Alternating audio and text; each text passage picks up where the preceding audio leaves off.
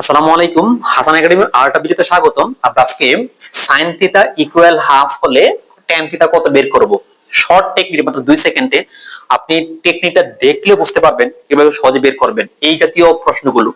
তাহলে আপনি এই জাতীয় প্রশ্নগুলো বের করার জন্য আগে একটা সমকোণী ত্রিভুজ এঁকে নেবেন। তাহলে সাইন মানে হচ্ছে সাগরে লবণ আছে, সাগরে লবণ মানে হচ্ছে লম্ব, লম্ব মানে হচ্ছে 1, আছে মানে অতিভুজ মানে 2।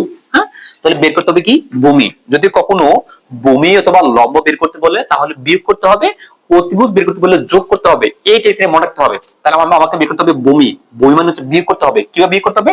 বর্গ করে, এই সংখ্যাগুলো বর্গ করে বিয়োগ করতে হবে। তার মানে বর্গ করেন 2 দুগুণে 4, এককে 1, 4 থেকে 1 বিয়োগ করলে কত হয়? 3। 3 মানে হচ্ছে বর্গমূল। তার মানে হচ্ছে রোড, 3 এর বর্গমূল নাই, তার মানে রোড হবে। এবার আসেন 10, 10 মানে হচ্ছে টেরা লম্বা বুত। 10 মানে হচ্ছে টেরা, লম্বা মানে হচ্ছে লম্ব, বুত মানে হচ্ছে ভূমি, তার মানে 1/√3। আশা করি বুঝতে পেরেছেন।